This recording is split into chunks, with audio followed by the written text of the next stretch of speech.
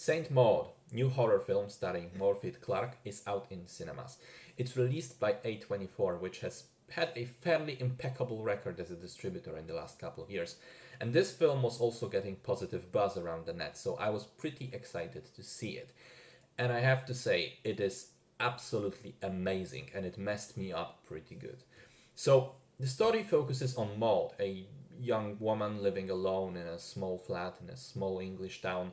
The moment we meet her, we are basically informed that she's very religious, prays regularly, asks God for guidance. In fact, a significant part of the narration is done in the form of her voiceover, which is her prayers, basically. At the beginning of the film, she begins working as a private carer in the house of an older lady, a once famous dancer who is now dying of cancer.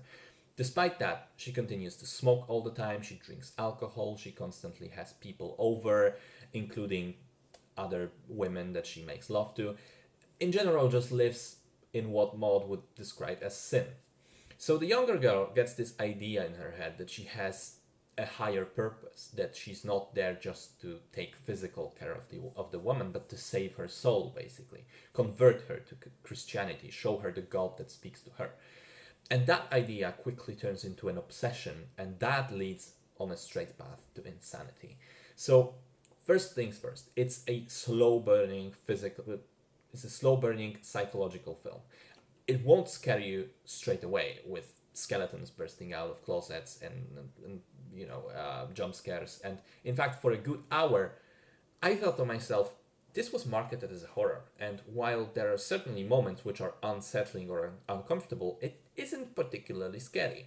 It's more of a character study, an intimate portrayal of this young woman slowly losing her marbles. Actually, not that slowly. But as we get to the final act, it turns out that this was all set up. Patiently prepared setup. And in fact, in the third act, the movie just becomes a proper horror. There were, I think, two scenes especially which just paralyzed me with fear. I'm not sure I ever felt that sort of emotion in a movie theater, that sense of, this is the key thing, prolonged, continuing, lasting dread. Because in most horrors, you will have the jump scare, you're horrified for 1 second, and then it's fine.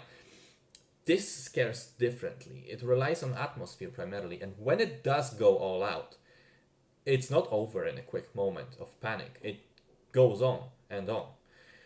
Just thinking about it now, I still get chills. It was an amazing experience, but at the time, a really fucking terrifying one.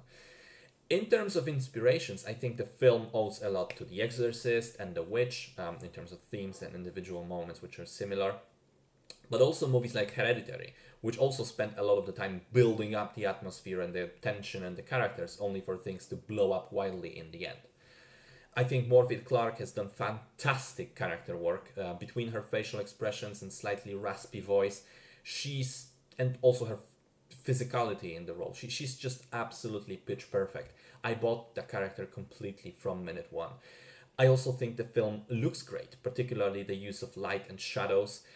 There's also an interesting thing with a visual motif of fluids circling down the drain or creating these whirlpools in glasses or cups that's explicitly repeated throughout the film. I think it's a visual metaphor for the spiral of insanity that we're experiencing, that the rational mind going down the drain. The storytelling, as I already may have hinted at, is just brilliant. I also loved the ending of the film, which I can't imagine being done better. It left me shaking, and as other people were getting up from their seats to leave the theater, I was sitting there thinking, no, I'm just gonna stay here for a bit. I need a moment to collect myself. So, it's a patient and meticulous film, but it is also terrifying beyond belief when it needs to be. If you're a horror fan, it's a must watch. And even if you're not, I'd still recommend it because, yeah, it will mess you up. But it is this unique brand of unsettling, uncomfortable terror that is something magnificent to experience. Excellent film.